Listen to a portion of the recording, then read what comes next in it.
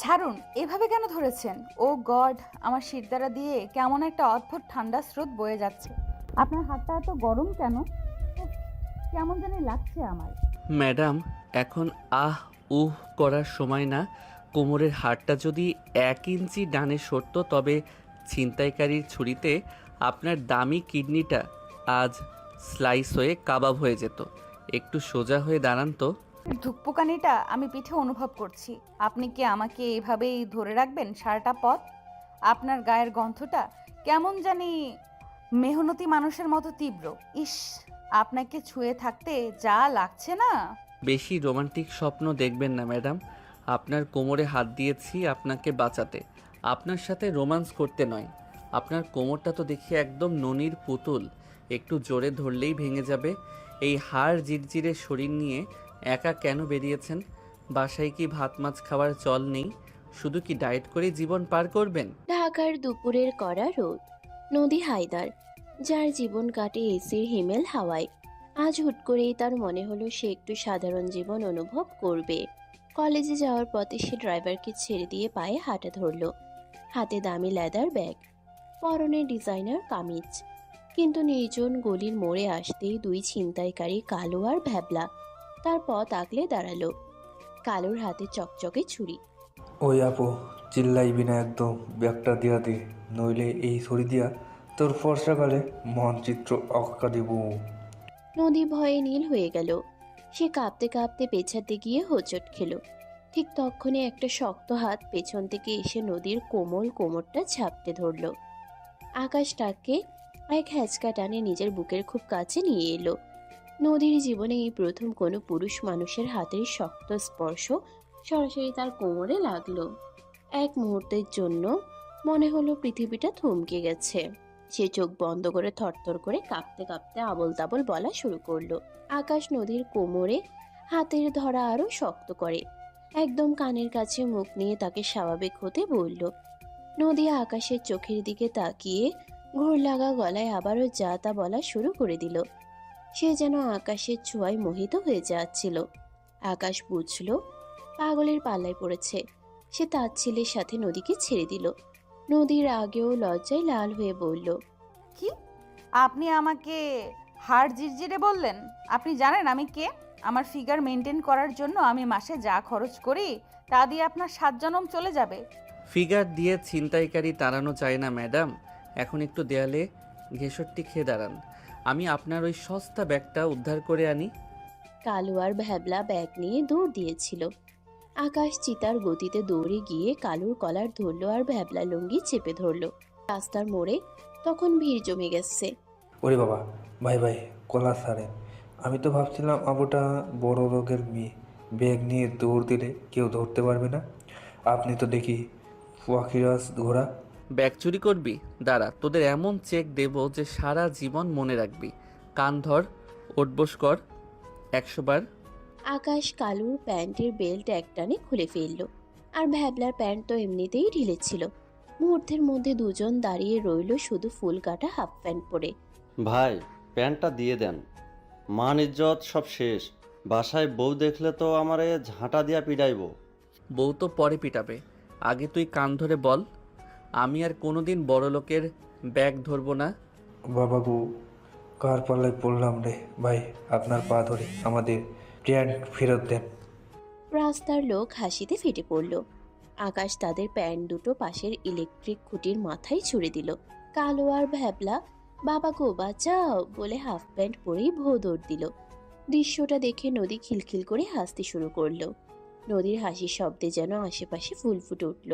পাশের টং দোকান থেকে এগিয়ে এলো কাশেম ভাই আর তার সহকারী বল্টু। তারা আকাশকে ছোটবেলা থেকে চেনে। আরে আকাশ, তুই তো পুরাই অ্যাকশন হিরো হয়ে গেছিস।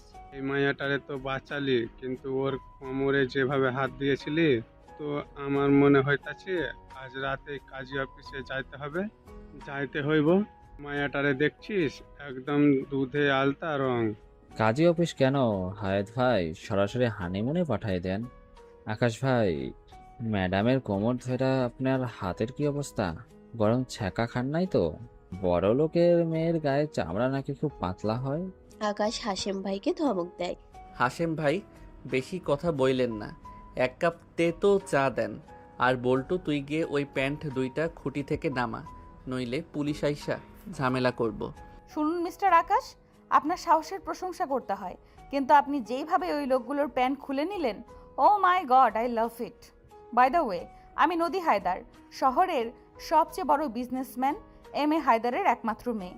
আপনি চাইলে আমি আপনাকে আজই আমার পার্সোনাল বডিগার্ড হিসেবে চাকরি দিতে পারি। বেতন হবে আপনার কল্পনার বাইরে। আকাশ চায়ের কাপে চুমুক দিয়ে বলে, শুনুন মিস, বড়লোকের জেদি প্যাকেট, আপনার বাপের কত টাকা আছে সেটা দিয়ে আমার বিড়ির টাকাও আসবে না। আমি বড়লোকদের আর বড়লোকের এই আহ্লাদি মেয়েদের দু চোখে দেখতে পারি না। আপনার সাথে কথা বলে আমার মূল্যবান সময় নষ্ট হচ্ছে। কি? আপনি আমাকে পাত্তাই দিলেন না? আপনি জানেন আমার সাথে 1 কাপ কফি খাওয়ার জন্য শহরের সব ছেলেরা লাইন দিয়ে দাঁড়িয়ে থাকে? আমি কে জানলে আপনি আমার পায়ের কাছে বসে ক্ষমা চাইবেন। নদী যখন আকাশকে পরিচয় দিচ্ছে তখনই পাশের বাড়ি থেকে বেরিয়ে এলো পাড়ার সব থেকে ঝগড়াটে মহিলা মাজেদা কাকিমা আর তার মেয়ে রেশমি। ও মা, রাস্তার মাঝখানে এসব কি অসভ্যতা! আকাশ, তুই কি এই কচি মেয়েটারে ফুসলাইয়া আনছিস? ওর বেশভূষা তো সুবিধাজনক মনে হইতাছে না। মুখ তো দেখি ময়দা দিয়া লেপা। আমাদের এই ধুলোবালি পাড়ায় ও টিকবে না রে। রেশমি নদীর ড্রেসটা দেখে হিংসেই জ্বলে ওঠে। মা দেখো, এই ড্রেসের গলাটা কত নিচু। এরা হলো বড় লোকের বিগড়ে যাওয়া মেয়ে। আকাশ ভাই, আপনি এসব সস্তা রোম্যান্স ছাড়েন, এদের জন্য আপনার মান সম্মান সব যাবে। কাকিমা, আপনারা ভেতরে যান তো, অকারণে সিন ক্রিয়েট করবেন না। এই মেয়েটাকে বিপদে দেখে সাহায্য করেছি মাত্র। নদী রেশমিকে পাত্তা না দিয়ে আকাশের দিকে তাকিয়ে বলে, শুনুন, আপনি আমাকে সস্তা বললেন? আমার ব্যাগটা যে ব্র্যান্ডের সেটা কিনতে হলে আপনার পুরো চায়ের দোকান আর ওই কাকিমার বাড়ি বিক্রি করে দিতে হবে। ব্যাগ দিয়ে যদি মানুষের দাম মাপা যেত, তবে হাশেম ভাইয়ের চায়ের কেটলিটা আপনার চেয়ে বেশি দামি হতো, কারণ ওটা মানুষের তৃষ্ণা মেটায়।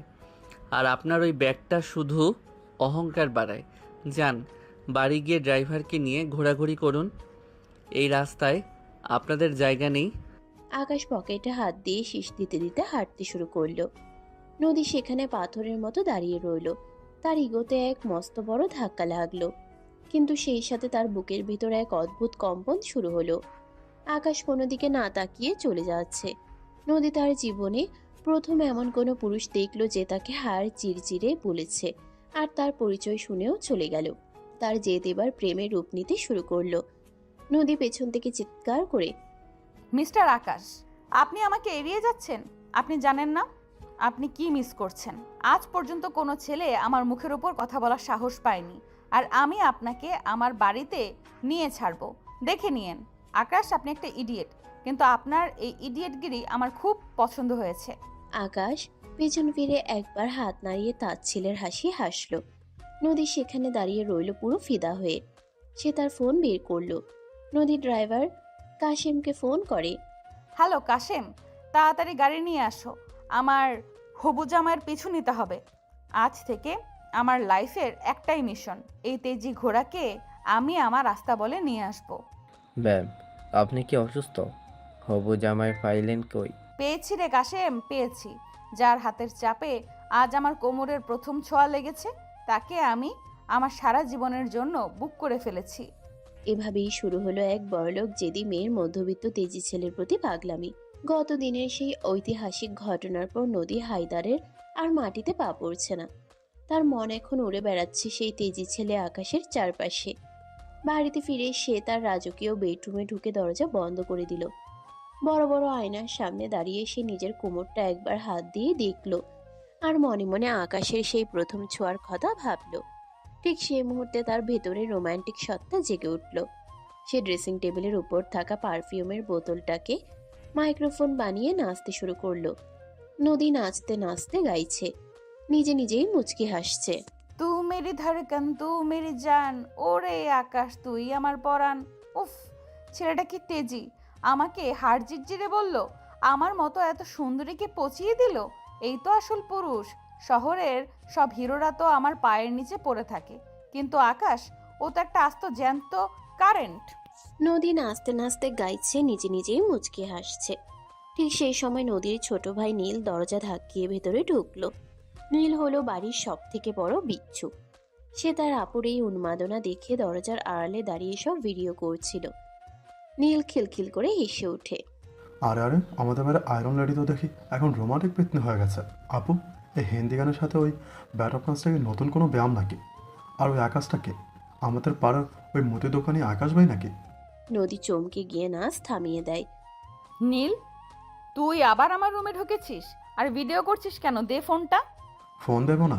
এই ভিডিওটা যদি আমি আব্বুকে দেখাই তবে আব্বু ভাববে আমাদের নদী আপুর মাথার স্ক্রু তো এক দুটা না, সবগুলোই ঢিলা হয়ে গেছে। আকাশটা কে শুনি, যার জন্য পারফিউমের বোতল নিয়ে আয়নামতি সেজেছিস? নদী নীলের কান টেনে ধরে। ওটা আকাশ না, ওটা আমার দুলা ভাই। আর খবরদার, আব্বুকে যদি কিছু বলিস তবে তোর ওই দামি গেমিং ল্যাপটপ আমি কালকে চুরমার করে দেব। ওরে বাবা, তেজি ঘোড়া! ওরে বাবা, তেজি ঘোড়া তো দেখে একদম জখম হয়ে গেছে। আপু, প্রেমে পড়া ভালো, তবে ওই আকাশের কাছে গেলে যেন আবার লাথি না খেতে হয়, সেটা একটু খেয়াল রাখিস। হা হা হা।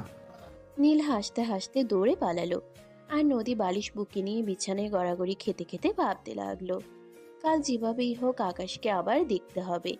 পরের দিন সকালে নদী নীলকে নিয়ে শহরের সব থেকে দামি শপিং মলে গেল।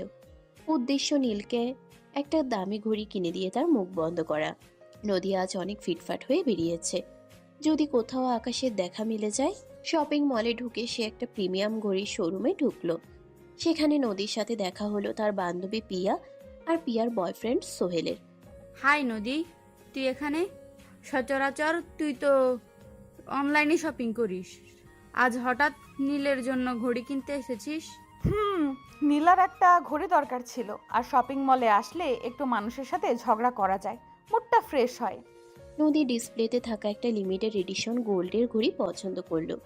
ঘড়িটা বেশ দামি এবং স্টাইলিশ। এক্সকিউজ মি, শোরুম বয়, এই ঘড়িটা প্যাক করুন। নীল, এটা তোর জন্য। ম্যাম, সরি, এই ঘড়িটা অলরেডি একজন বুকিং করে রেখেছে, উনি এখনই নিতে আসবেন। আমি অন্য একটা দেখাতে পারি। বুকিং করেছে মানে কি? আমি নদী হায়দার, এই পুরো মলের অর্ধেক শেয়ার আমার বাবার। আপনি জানেন আমি কে? ডাবল টাকা দেব। ঘড়িটা আমাকেই দিতে হবে। ওই গ্রাহককে বলে দেবেন যে ঘড়িটা নদী হায়দারের পছন্দ হয়েছে। নদী, না থাক, অন্য ঘড়ি দেখ। লোকটার উপরও কেন চড়া হচ্ছিস? চুপ করো সোহেল। নদী হায়দার যেটা পছন্দ করে সেটা করে, সেটা কেউ কেড়ে নিতে পারে না। এই রফিক সাহেব, প্যাক করুন বলছি। ঠিক সেই মুহূর্তে পেছন থেকে একটা গম্ভীর কণ্ঠ ভেসে এলো। দোকানদার সাহেব, ঘড়িটা প্যাক করবেন না, এটা আমার। নদী তড়িৎ গতিতে পেছন ফিরে তাকালো এবং দেখলো নীল শার্ট আর জিন্স পরা আকাশ দাঁড়িয়ে আছে। আকাশকে দেখে নদীর হৃদস্পন্দন থেমে যাওয়ার উপক্রম হলো। আকাশকে দেখে নদী স্তম্ভিত। তার মনে হলো শপিং মলের ভেতরে হাজার হাজার প্রজাপতি উঠতে শুরু করেছে। নদীর ওই অহংকারী চেহারাটা মুহূর্তের মধ্যে রোমান্টিক ভাবে গলে গেল। সোহেল আর পিয়া তো অবাক, নদী হঠাৎ এত শান্ত হয়ে গেল কেন? আকাশ দোকানদারের দিকে তাকিয়ে বলে, রফিক সাহেব, এই যে আমার বুকিং স্লিপ, ঘড়িটা দিন। নদী আকাশের চোখের দিকে তাকিয়ে একদম ফিদা হয়ে ফিসফিসিয়ে বলে, আকাশ, আপনি এখানে? আপনি কি এই ঘড়িটা নিতে এসেছেন?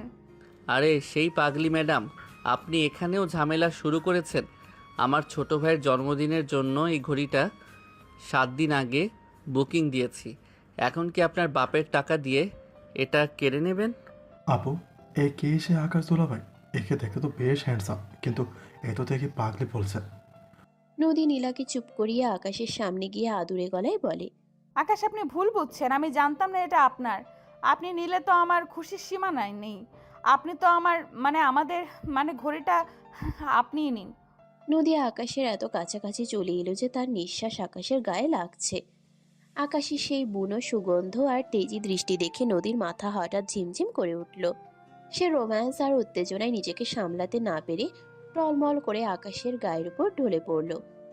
আরে আরে, ধরুন ধরুন, ম্যাডাম তো অজ্ঞান হয়ে গেলেন। আকাশ নিরুপায় হয়ে নদীকে দুই হাতে ঝাপটে ধরল যেন সে মাটিতে না পড়ে যায়। নদীর কোমরে আবার আকাশের শক্ত হাতের স্পর্শ লাগলো। নদীর জ্ঞান তখন অর্ধেক আছে। সে ইচ্ছে করেই চোখ বন্ধ করে পড়ে রইল যাতে আকাশ তাকে বেশিক্ষণ ধরে রাখে। হাই হাই, পানি আনেন, ম্যাডাম তো দেখি ফিদা হয়ে গেছেন। নদী, নদী, কি হলো তোর? আকাশ সাহেব, আপনি ওকে একটু বেঞ্চে বসান। আকাশ নদীকে কোলে তুলে পাশের সোফায় বসালো। নদী মনে মনে নাচছে। ও গড, ও আমাকে কোলে তুলে নিল। আমি আজ এই সোফা থেকে উঠবই না। কয়েক মিনিট পর নদী ধীরে ধীরে চোখ মেলল। সে দেখল আকাশ বিরক্ত মুখে তার সামনে দাঁড়িয়ে আছে। নীল পাশে দাঁড়িয়ে মুচকি মুচকি হাসছে। জ্ঞান ফিরেছে? ম্যাডাম, আপনার হাড় জিরজিরে শরীরটা কিন্তু বেশ ভারী। ডায়েট চার্টটা কি শুধু দেখানোর জন্য? এই যে আপনার ঘড়ি রফিক সাহেবকে বলে দিছে আপনাকে দিয়ে দিতে। আমার ভাইয়ের জন্য আমি অন্য শোরুম থেকে কিনে নেব। আপনার সাথে ঝামেলা করার রুচি আমার নেই। নদী তাড়াতাড়ি উঠে দাঁড়িয়ে পড়ে। না আকাশ, না, ঘড়িটা আপনিই নিন। আপনি ঘড়িটা না নিলে আমি এই মলের মাঝখানে দাঁড়িয়ে আবার অজ্ঞান হয়ে যাব। রফিক সাহেব, ঘড়িটা ওনাকেই দিন, টাকা আমি দিয়ে দিচ্ছি। আপনার টাকা আপনি পকেটে রাখুন, আমি কারো দয়া নেই না। চললাম। আকাশ ঘড়িটা না নিয়ে শোরুম থেকে গটগট করে বেরিয়ে গেল। নদী পাগলির মতো পিছু নিল। মলের বাইরে পার্কিং লটে গিয়ে নদী আকাশের হাত টেনে ধরল। আকাশ, কথা শুনুন। আপনি রাগ করছেন কেন? আমি তো আপনার ভালোর জন্যই চাইছি। আকাশ তীব্র রাগে হাত ঝামটা দিয়ে বলে, নদী হায়দার, আপনি কি আমাকে চেনার চেষ্টা করছেন না? আপনার এই আহ্লাদিপনা আর বড়লোকিগিরি আমার ঘরের দরজার বাইরে রাখুন। আপনার এই পিছু নেওয়া আমার একদম পছন্দ হচ্ছে না। ঠিক তখন নীল দৌড়ে এসে আকাশের সামনে দাঁড়ালো। দুলাভাই, সরি। আকাশ ভাই, আপু তো আপনার জন্য পাগল হয়ে গেছে। ও কাল রাতে আয়নার সামনে আপনার নামে নিয়ে নাচছে। প্লিজ ওকে ধমক দেবেন না। আকাশ নীলকে দেখে পচানি মার্কা হাসিতে বলে, নীল ভাই, তোমার বোনকে একটু সামলাও, নইলে রাস্তাঘাটে আমার হাতে ও গণপিটুনি খাবে। আর তুমিও কি ওর মতো পাগল হয়ে গেছো? এই আয়না মতিকে নিজের ঘরে আটকে রাখো, রাস্তায় ছেড়ে দিও না। সবার ইজ্জত বিপন্ন হচ্ছে। আমি তো আপনার ভালোই চাইছি। আকাশ, আপনি যাই বলুন, আমি আপনাকে ছাড়ছি না। আপনার এই পচানিটাই তো আমার অক্সিজেন। অক্সিজেন না, ওটা বিষ। যান, বাড়ি যান। আকাশ তার মোটর বাইক স্টার্ট দিয়ে ধুলো উড়িয়ে চলে গেল। নদী সেখানে দাঁড়িয়ে নীলকে জড়িয়ে ধরে খুশিতে লাফাতে লাগলো। নীল, দেখেছিস? ও আমাকে আয়নামতি বলেছে। ও আমার কত যত্ন করে নাম দিয়েছে। ও আমাকে ভালোবাসে রে। আপু, ও তো তোকে গালি দিল। তুই কি সত্যি পাগল হয়ে গেছিস? গালি না, ওটা ভালোবাসা। নীল, আজ থেকে আকাশ শিকারের মিশন শুরু। কাশেম ড্রাইভার, গাড়ি বের করুন। কাল সকালে আমরা আকাশের পাড়ায় লিমুজিন নিয়ে হানা দেব। শপিং মল থেকে ফেরার পর নদীর মেজাজ যেন সপ্তম আসমানে। সে বাড়িতে ঢুকলো এক অদ্ভুত ঘোরের মধ্যে। ড্রয়িং রুমে নদীর বাবা এম.এ. হায়দার আর মা শাহানা বেগম গুরুতর মুখে সোফায় বসেছিলেন। নদীর উস্কো খুস্কো চুল আর গালের লাল আভা দেখে তারা প্রমাদ গুনলেন। বাবা খবরের কাগজ নামিয়ে বলল, নদী, তোমার কি কমন সেন্স বিলুপ্ত হয়ে গেছে? ড্রাইভার কাশেম বলল তুমি নাকি শপিং মলে এক সাধারণ ছেলের কোলে শুয়ে জ্ঞান হারিয়েছিলে। এই কি আমাদের বংশের শিক্ষা? আর বলো না গো, ওর কাণ্ড কারখানা শুনে তো আমার প্রেশার বেড়ে 200 হয়ে গেছে। নদী, ওই ছেলেটা কে? ওই ছোকরা তো তোকে হাত ঝিরঝিরে বলে গালি দিল সবার সামনে, এটাও আমরা জানি। নদী সোফায় গায়ে লিয়ে দিয়ে বলে, ওটা গালি না মা, ওটা হলো পুরুষালী আদর। আর বাবা, বংশের শিক্ষা দিয়ে কি হবে যদি মনে শান্তিই না থাকে? ওই ছেলেটার চোখে যে আগুন আছে তা দিয়ে আমার হৃদয়ের সব বরফ গলে পানি হয়ে গেছে। বাবা মা, তোমরা শুধু শুধু এনার্জি লস করছো। বাবা মা, তোমরা শুধু শুধু এনার্জি লস করছো। আপু এখন আকাশ জ্বরে ভুগছে। ও এখন সারা রাত ওই ছেলের নাম জপবে আর কোলবালিশকে আকাশ ভেবে জড়িয়ে ধরবে। দাদি, ও দাদি, তোমার নাতনি তো জ্যান্ত পাগল হয়ে গেছে। ঠিক তখনই সিঁড়ি দিয়ে রাজকীয় ভঙ্গিতে নেমে এলেন নদীর দাদি। দাদি এককালে জমিদার বাড়ির মেয়ে। প্রেমের বিষয়ে তিনি পিএইচডি হোল্ডার। তিনি নদীর মাথায় হাত বুলিয়ে বসার ঘরে নিয়ে এলেন। থাম তোরা। হায়দার, তুই কি ভুলে গেছিস শাহানাকে পাওয়ার জন্য তুই যখন ওই পাড়ার মাস্তানদের হাতে মার খেয়ে নর্দমায় পড়েছিলি? আমি তো তোকে তুলে এনেছিলাম। আর নদী প্রেমে পড়েছে, এতে দোষের কিছু নেই, কিন্তু স্বীকার করতে হলে বুদ্ধি লাগে। তিনি নদীর মাথায় হাত বুলিয়ে বসার ঘরে নিয়ে গেলেন। দাদি নদীকে নিয়ে তার নিজের ঘরে ঢুকলেন। নদী দরজার আড়ালে গ্লাস নিয়ে আড়ি পাতল। শোন মা, ছেলেরা হলো ওই বুনো ঘোড়ার মতো, তুই যত সামনে যাবি ওরা তত লাথি মারবে। তোকে হতে হবে রহস্যময়ী।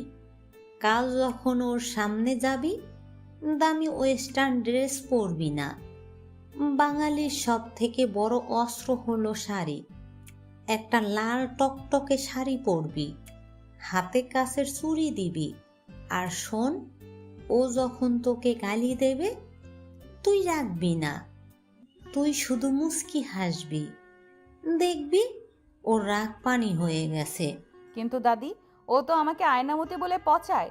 ও তো আমাকে মানুষই মনে করে না। মানুষ মনে করে না বলেই তো তোকে নিয়ে এত ভাবছে। যে ঘৃণা করে না সে ভালোবাসতেও পারে না। লেগে থাক। আমি যখন তোর দাদুর পেছনে লেগেছিলাম উনি তো আমাকে পুলিশে দেয়ার ভয় দেখিয়েছিলেন। শেষে কি হলো? ওনার ঘরের চাবি এখন আমার কোমরে ঝোলে। দাদি, তুমি তো দেখি বড় মাপের লেডি ডন ছিলে। আপু দাদির প্রতি নিষ্ঠা, পরে আকাশ ভাই তোকে হাজাতে পারবে না। নদী দাদির পরামর্শে উজ্জীবিত হয়ে দাদিকে ঝাপটে ধরল। দাদির এই প্রেমের তালিম নদীর মনে আগ্নেয়গিরি জ্বালিয়ে দিল। পরদিন সকাল, নদী তার জীবনে প্রথমবার আলমারির নিচের ড্রয়ার থেকে একটা গাঢ় লাল রঙের ঢাকাই জামদানি বের করলো। সে কখনো শাড়ি পরে স্বাচ্ছন্দ্য বোধ করেনি, কিন্তু আজ আকাশের জন্য সে নিজেকে একদম অপ্সরা সাজাবে। সে আয়নার সামনে দাঁড়িয়ে শাড়ি পরতে গিয়ে 10 বার হোঁচট খেল। নদী আয়নায় নিজেকে দেখে মুচকি হেসে বলে, উফ নদী হায়দার, তুই তো দেখি আজ আগুন লাগিয়ে দিবি। আকাশ যদি আজ তোকে দেখে না করে, তবে আমি নিজের নাম বদলে নালা করে দেব। এই লাল পাশ শাড়ি আর 2 হাতে 2 ডজন কাচের চুড়ি। আকাশ কি এবার হার মানবে? সে নিজেই নিজের সৌন্দর্যে ফিদা হয়ে আয়নার সামনে একটু নেচে নিল। এমন সময় নীল উকি দিল। ওরে বাবা, এ তো দেখি রক্ত জবা ফুটেছে। আপু, শাড়িটা কি একটু বেশি টাইট হয়ে গেল না? আকাশ ভাই যদি দেখে বিড়মি খেয়ে পড়ে যাবে। তবে ওনাকে অক্সিজেন দেওয়ার দায়িত্ব কিন্তু তোর জান তোকে দেখলে নির্ঘাত ঝাড়ু নিয়ে তাড়া করবে। আমি চললাম দাদিকে বলতে যে নদী আপু এখন শাড়ি সুন্দরী, সে যে শিকার করতে যাচ্ছে। নদী কাশেম ড্রাইভারকে নিয়ে রওনা হলো আকাশের কলেজের উদ্দেশ্যে। তার হৃদয়ে তখন হাজারো প্রজাপতির নাচন। আকাশদের কলেজ ক্যাম্পাসে যখন নদীর সাদা লিমুজিন গাড়িটা ঢুকলো, পুরো কলেজ যেন থমকে গেল। গাড়ি থেকে নামলো নদী। লাল শাড়িতে তার রূপ যেন ফেটে পড়ছে। সবাই হাঁ করে তাকিয়ে আছে। এই পরীর মতো মেয়েটি এখানে কেন? নদী সরাসরি ক্যান্টিনের সামনে গিয়ে কয়েকটা ছেলেকে জিজ্ঞেস করলো, এই যে ভাইয়ারা, শোনো তো, আকাশ মাহমুদকে চেনো? নীল শার্ট পরে আসে, মেজাজটা সারাক্ষণ সপ্তমে থাকে, দেখতে হিরো হিরো ভাব। আরে আপনি আকাশের কেউ হন? ও তো আজ ক্লাসে আসেনি। আপনি কোনো সিনেমার হিরোইন নাকি? হিরোইন না, হবু বউ। আচ্ছা, ও কোথায় থাকে জানো? ঠিক তখন কলেজের এক মেয়ে রিয়া, সে মনে মনে আকাশকে প্রচণ্ড পছন্দ করে। সে নদীর সামনে এসে দাঁড়ালো। রিয়ার পরনে সাধারণ সালোয়ার কামিজ। নদীর রাজকীয় সাজ দেখে তার হিংসেই পেট ফাটছে। এক্সকিউজ মি, আপনি আকাশকে খুঁজছেন কেন? আকাশ তো আপনার মতো আহ্লাদী মেয়েদের দু চোখে দেখতে পারে না। আর এই ভর দুপুরে শাড়ি পরে কলেজে আসাটা কি একটু বেশি ওভার অ্যাক্টিং হয়ে গেল না? এটা কলেজ, মুভির শুটিং স্পট না। নদী রিয়াকে উপন্যাস দেখে তার ছেলের হাসি দিয়ে বলে, ওভার অ্যাক্টিং না সোনা, এটাকে বলে রুচি। আর আকাশ কাকে পছন্দ করবে সেটা ওর ব্যাপার। তোমার এই গরিবী সাজ দেখে তো মনে হচ্ছে তুমি আকাশের বাড়িতে ঝিয়ের কাজ করো। যাও গিয়ে পড়াশোনা করো, রূপচর্চা তো তোমার কপালে নেই। কি আমাকে ঝি বললেন? আকাশ খুব সলিড ছেলে, ও আপনার মতো মিকি মেয়েকে কোনোদিনও পাত্তা দেবে না। পাত্তাও দেবে না? পাত্তা আমি ওর বুক চিরে বের করে আনবো। বাই দ্য ওয়ে রিয়া, তোর কাজলটা লেপটে গেছে, ঠিক করে নিও। রিয়া, তোমার কাজলটা লেপটে গেছে, ঠিক করে নিও, ভূত ভূত লাগছে। নদী রিয়ার মুখে চুনকালি মাখিয়ে গটগট করে চলে এলো। সে খবর পেল আকাশ এখন কফি ক্যাসেল নামক এক দোকানে ডিউটি দিচ্ছে। শহরের ব্যস্ত মোড়ে কফি শপ। আকাশ এখানে ওয়েটার এবং ক্যাশিয়ার হিসেবে পার্ট টাইম কাজ করে। সে তার কাজে খুব মনোযোগী। হঠাৎ কফি শপের কাচের দরজা ঠেলে নদী ঢুকলো। লাল শাড়ির আঁচলটা বাতাসে উড়ছে। হাতের চুড়ির ঝনঝনানি পুরো নিস্তব্ধ ক্যাফেতে ছন্দ তুলল। আকাশ কফি বানাতে বানাতে আর চোখে তাকিয়ে হাত থেকে চামচ ফেলে দিল। সর্বনাশ, ওই ডাইনিটা এখানেও চলে আসছে। আজ তো দেখি শাড়ি পরে সং সেজেছে। কেন যে এই মেয়েটা আমার পিছু ছাড়ে না। নদী গিয়ে সরাসরি কাউন্টারের সামনে টুলটাতে বসলো। তার চোখের দৃষ্টি সরাসরি আকাশের চোখের গভীরে। একটা কড়া কফি দিন তো মিস্টার তেজি আকাশ। চিনি একদম দেবেন না, কারণ আপনার ওই সুন্দর রাগটাই আমার জন্য যথেষ্ট মিষ্টি। ম্যাডাম, এটা কফি শপ, এখানে প্রেমের আলাপ ফ্রি পাওয়া যায় না। কফি অর্ডার দিলে দিন, নইলে অন্য কাস্টমারকে জায়গা দিন। আর শোনো, এই ভর দুপুরে শাড়ি পরে এখানে নাটক করার মানে কি? নাটক না আকাশ, আমি দাদির কাছে শুনেছি ছেলেরা নাকি শাড়ি পরা মেয়ে দেখলে পাগল হয়ে যায়। তুমি কি এখনো সুস্থ আছো? আমি সুস্থ না অসুস্থ সেটা আমার ব্যাপার। এই নিন আপনার কফি, 550 টাকা হয়েছে। জলদি বিল দিয়ে বিদায় হন। নদী ইচ্ছা করেই বিল দেওয়ার সময় তার চুরি পরা হাতটা কাউন্টারের উপর রাখলো। আকাশ যখন টাকাটা নিতে গেল, নদী হঠাৎ আকাশের শক্ত হাতটা আলতো করে চেপে ধরল। আকাশের শরীরের ভেতর দিয়ে যেন একটা বৈদ্যুতিক ঝিলিক বয়ে গেল। আকাশ হাত সরিয়ে নেয়। এই অসভ্যতা করবেন না। পাবলিক প্লেসে হাত ধরছেন কেন? আমি তো হাত ধরিনি আকাশ, আমি তো আপনাকে অনুভব করতে চেয়েছি। আপনার হাতটা এত শক্ত কেন? আপনি কি সারাদিন পাথর ভাঙেন? ঠিক তখন কফি শপের ফ্লোরটা মাত্র মোছা হয়েছিল, তাই বেশ পিচ্ছিল ছিল। আকাশ যখন অন্য এক টেবিলের দিকে অর্ডার নিয়ে যেতে গেল, তার পা পিছলে গেল। নদী তৎক্ষণাৎ টুল থেকে উঠে গিয়ে আকাশকে ঝাপটে ধরল। এবার আর অনিচ্ছাকৃত নয়, নদী একদম ইচ্ছা করিয়ে আকাশকে নিজের বুকের কাছে টেনে নিল। আকাশের নাক সরাসরি নদীর ঘাড়ের কাছে থাকা চুলের গন্ধে ডুবে গেল। লাল শাড়ির রেশমি আঁচলটা আকাশের মুখে এসে লাগলো। কয়েক মুহূর্তের জন্য দুজন দুজনের নিঃশ্বাসের শব্দ শুনতে পেল। নদী ফিসফিস করে আকাশের কানে বলল, বাঁচিয়ে দিলাম কিন্তু। এবার কি থ্যাংক ইউ বলবেন না আমার জানো? আকাশ তাড়াতাড়ি নিজেকে সামলে নিয়ে নদীকে ধাক্কা দিয়ে সরিয়ে বলে, উফ, আপনি কি সারাক্ষণ আমার পেছনে সাপের মতো লেগে থাকবেন? আপনার কি কোনো আত্মসম্মান নেই? আপনি বড়লোকের মেয়ে হতে পারেন, কিন্তু এভাবে কারো পিছু নেওয়াটা অত্যন্ত নিচু কাজ। আপনার এই শাড়ি বিলাস আমার কাছে সস্তা সার্কাস মনে হচ্ছে। আত্মসম্মান তো আমি আপনার ওই প্রথম ছোঁয়াতেই বিসর্জন দিয়েছি আকাশ।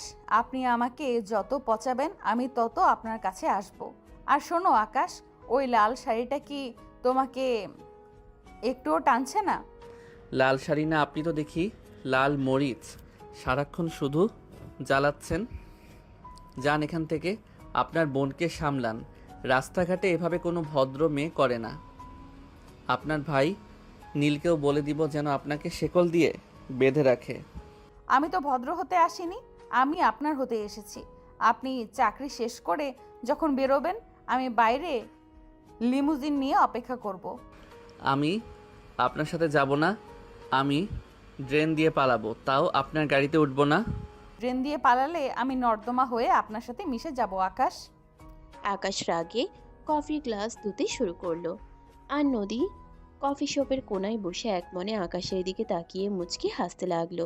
সে মনে মনে ভাবলো, দাদি ঠিকই বলেছে, বুনো ঘোড়াকে বশ করতে হলে একটু আদর করে একটু পচানি দুটোই লাগে। পরদিন সকাল থেকে ইউনিভার্সিটির ক্যাম্পাসে এক অদ্ভুত চাঞ্চল্য। আকাশ তার বন্ধুদের সাথে লাইব্রেরির সামনে বসে নোটস চেক করছিল।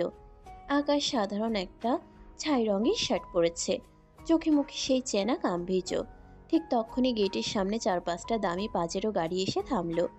আকাশ আর চোখে তাকিয়েই দীর্ঘশ্বাস ফেলল।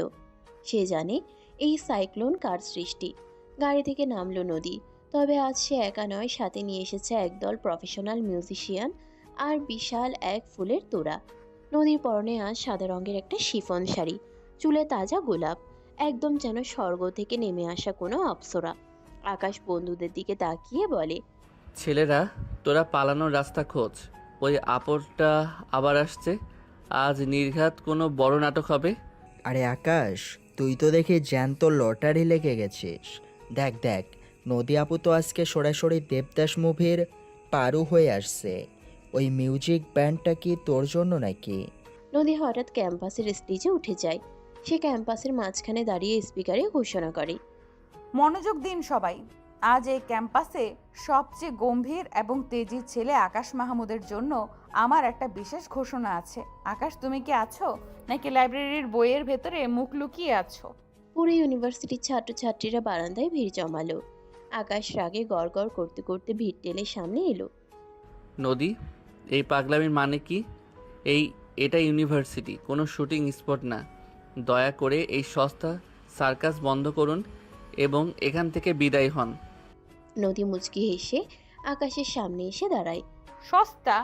আকাশ, এই আয়োজন করতে আমার বাবার যা খরচ হয়েছে তা দিয়ে তোমার এই পুরো লাইব্রেরির সব বই নতুন করে কেনা যাবে।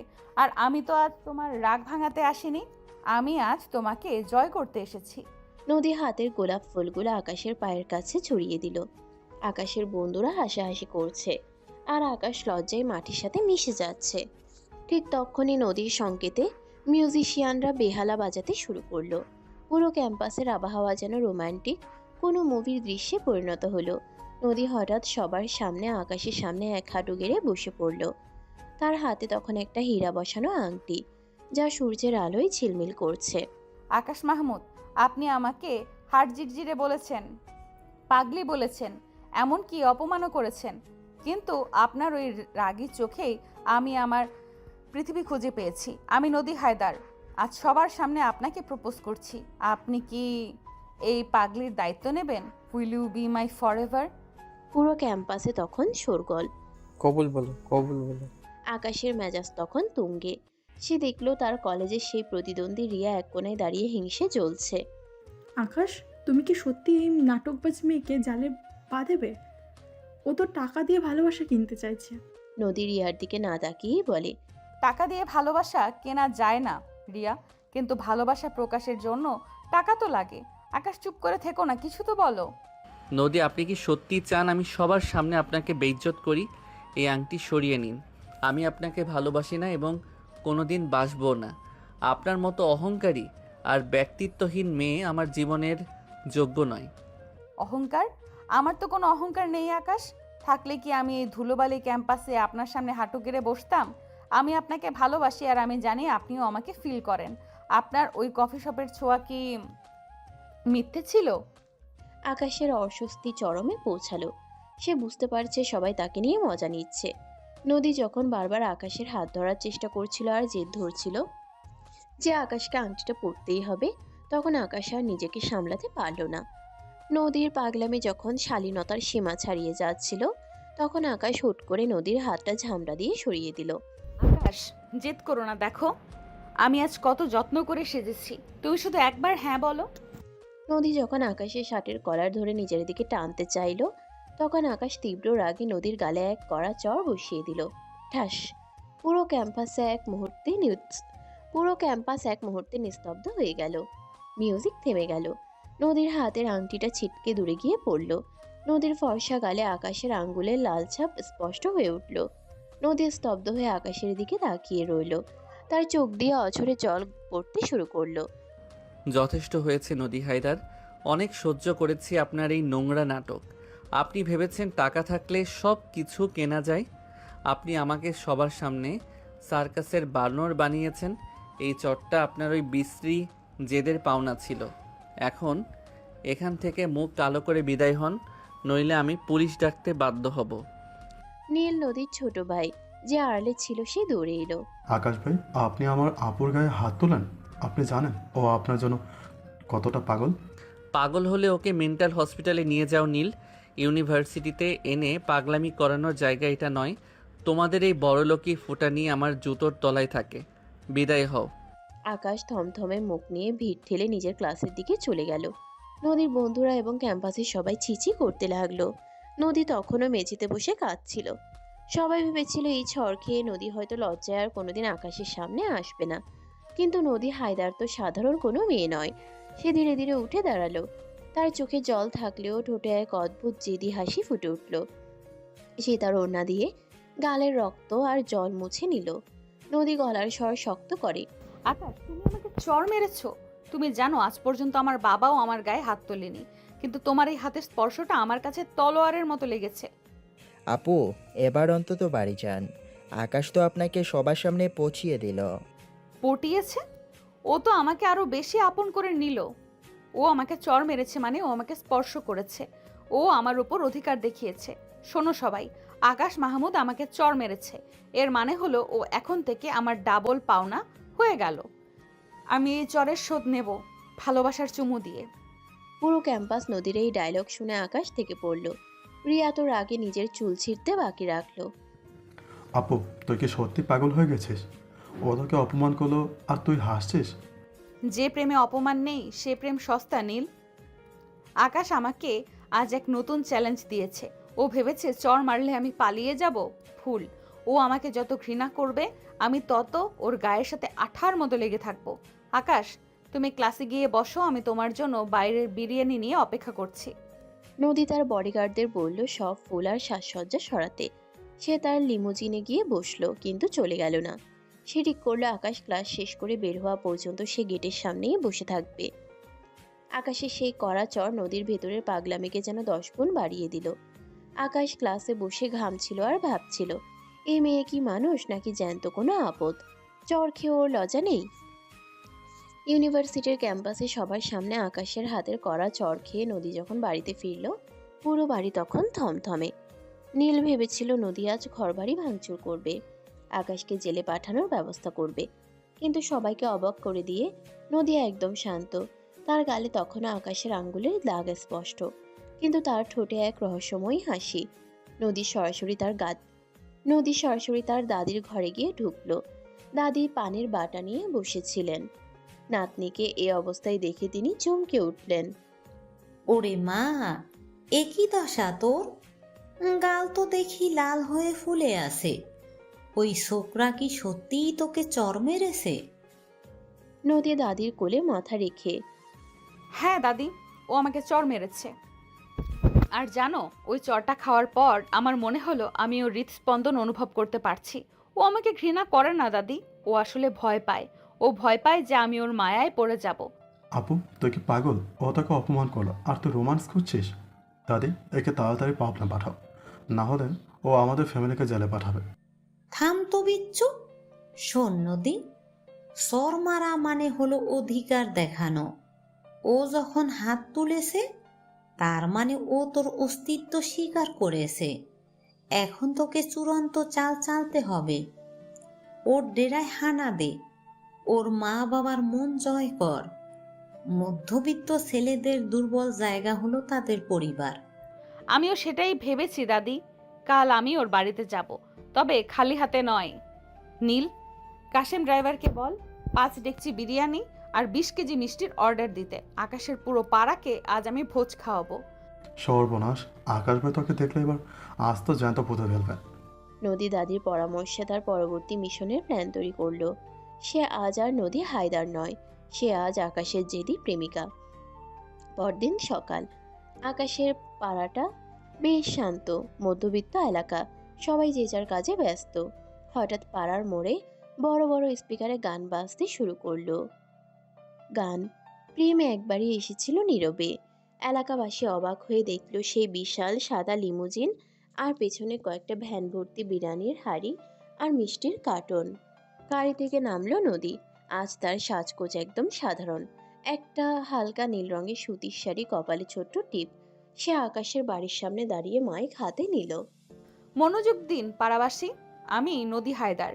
এই পাড়ার রত্ন আকাশ মাহমুদ কাল ইউনিভার্সিটিতে এক ঐতিহাসিক কাজ করেছেন। সেই খুশিতে আমি আজ পুরো পাড়াকে বিরিয়ানি আর মিষ্টি খাওয়াতে এসেছি। সবাই লাইনে দাঁড়ান। পাড়ার ছেলেরা ঝোল্টু, বল্টু আর হাসেম ভাই বিরিয়ানির গন্ধে পাগল হয়ে গেল। আরে, আকাশ তো দেখি ভাগ্য করে জন্মেছে। এমন বউ পাইলে আমি প্রতিদিন চড় খাইতাম। নদী আপু, আপনি টেনশন করবেন না, আমরা আকাশ রে বুঝাই কমু। আকাশের কপাল, লিমুজিনে কইরা বিরিয়ানি আনছে। আকাশ কই, ওরে ডাকে আন। ঠিক তখন আকাশ লুঙ্গি আর গেঞ্জি পরে বালতি হাতে টিউবওয়েলের কাছে যাচ্ছিল। বাইরে এই জটলা আর নদীর কণ্ঠ শুনে সে স্তব্ধ হয়ে গেল। সে দেখল তার বাড়ির দরজায় নদী দাঁড়িয়ে সবাইকে মিষ্টি বিলি করছে। আকাশ দাঁতে দাঁত চেপে নদীর সামনে গিয়ে বলে, নদী, আপনার কি একটু লজ্জা নেই? কালকের চটটা কি যথেষ্ট ছিল না? আমার বাড়ির সামনে এই সার্কাস বন্ধ করুন। নদী মিষ্টির প্যাকেট আকাশের হাতে ধরিয়ে দিয়ে আদুরে গলায় বলল, আরে আকাশ, আপনি এত রাগ করেন কেন?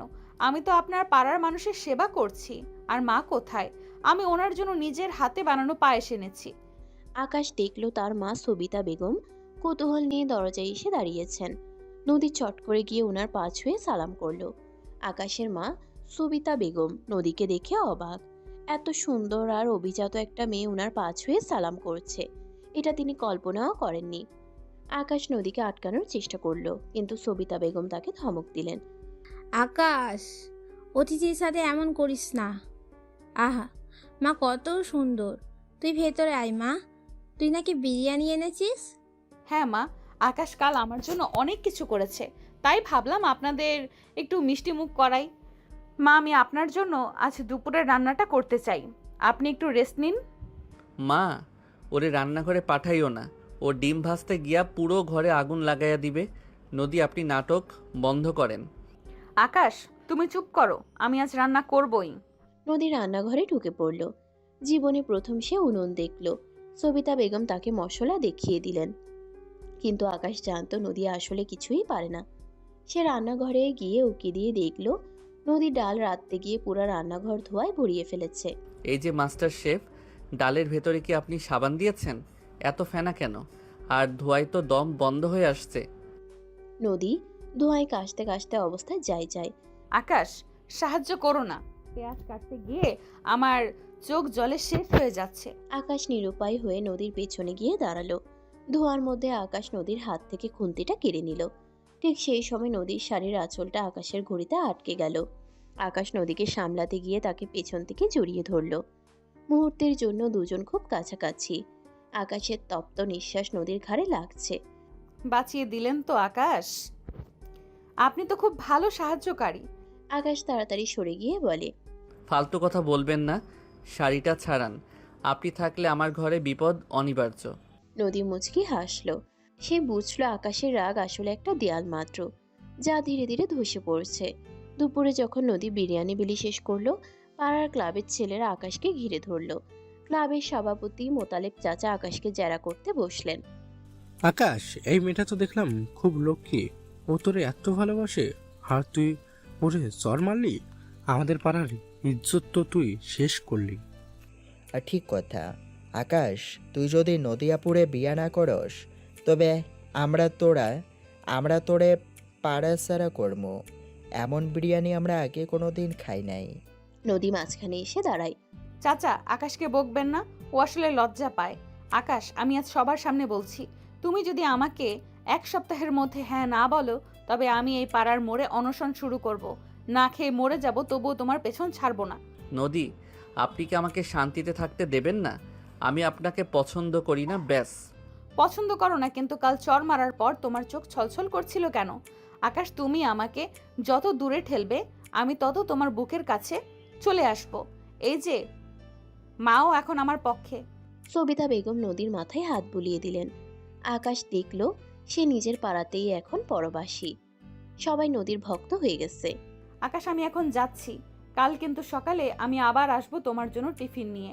আর হ্যাঁ, গালে ওই চরের দাগটা কিন্তু আমি এখনো মুছিনি, ওটা আমার কাছে তোমার প্রথম উপহার।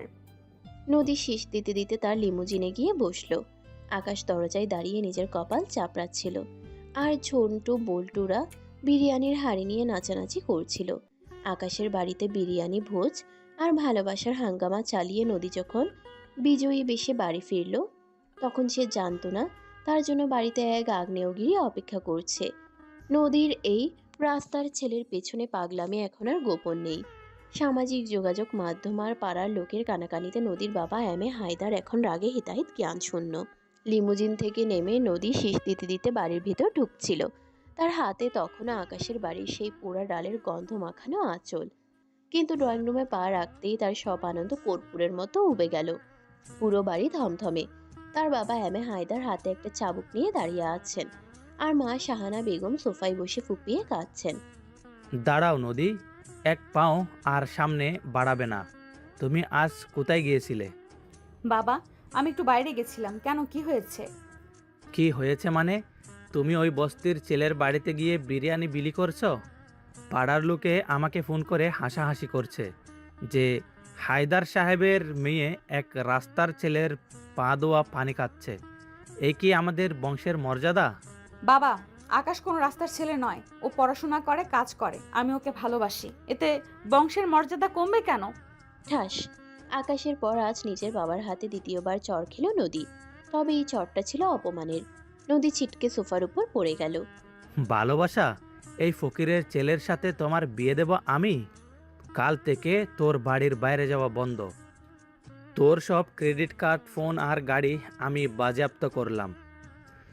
যদি আরেকবার ওই ছেলের নাম মুখে আনিস তবে তোকে আমি ত্যায্য করে দেব। নদী গালে হাত দিয়ে স্তব্ধ হয়ে বসে রইল।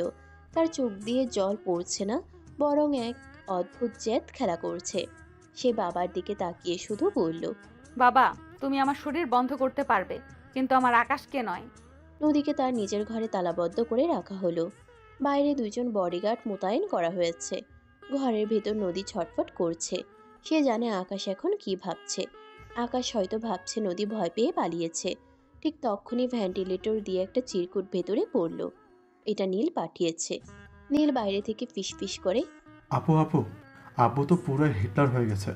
তোর সব ফোন নিয়ে গেছে, কিন্তু চিন্তা করিস না, আমি আমার একটা ব্যাকআপ ফোন তোকে দিচ্ছি, দড়ি দিয়ে টান দিয়ে নে।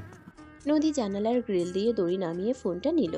নীলের এই চোর পুলিশ খেলায় নদীর মুখে একটু হাসি ফুটল। নীল, তুই কি আকাশের খবর নিতে পারবি? ও কি জানে আমি বন্দি? আকাশ ভাই তো মনে হয় হাফ ছেড়ে বেঁচেছে। তবে পাড়ার জান্টু ভাইরা খুব মন খারাপ করেছে, কারণ কালকের বিরিয়ানিটা নাকি খুব জোশ ছিল। আপু, আব্বু কিন্তু তোর বিয়ে ঠিক করার কথা বলেছে, ওই লতিফ চাচার ছেলের পিয়ালের সাথে। ও তো আস্ত একটা বলদ। পিয়াল? ওর সাথে বিয়ে বসার চেয়ে আমি বিষ খাবো নীল। তুই শুধু আকাশকে বলিস নদী মরেনি, নদী ফিরে আসবে। নদী ফোনের স্ক্রিনে আকাশের একটা ছবি, যা সে লুকিয়ে তুলেছিল, বের করে দীর্ঘশ্বাস ফেলল। সে ভাবল, আকাশ, আজ তুমি কি খুশি? আমি নেই বলে তোমার কফি শপ কি খুব শান্ত? নদী ঠিক করলো সে আর ভাত খাবে না। 24 ঘন্টা পার হয়ে গেল, নদী দরজা খুলল না। মা শাহানা বেগম খাবারের থালা নিয়ে দরজায় দাঁড়িয়ে কাঁদছেন। হায়দার সাহেব তখনও তার জেদে অনড়। এমন সময় দাদি রণচণ্ডী মূর্তিতে হাজির হলেন। হায়দার, তুই কি চাস? আমার নাতনিটাকে না খেয়ে মরে যাক? তুই কোন লাট সাহেবের বেটা হয়েছিস যে নিজের মেয়ের উপর হাত তুলিস? আমি এই বাড়ির বড় গিন্নি, আমার হুকুম, নদীর ঘরের তালা এক্ষুনি খুলবি। মা, আপনি বুঝছেন না, ওই ছেলেটা নদীর যোগ্য নয়। ও একটা ফকিন্নি। ফকিন্নিকে আর কে রাজা সেটা সময়ে বলবে। তুই যখন তোর বউকে নিয়ে পালিয়েছিলি, তোর বাবা কি তোকে তেজ্যপুত্র করেনি? আজ তুই বড় লোক হয়েছিস বলে অহংকার করছিস? নদী, দরজা খোল, আমি এসেছি।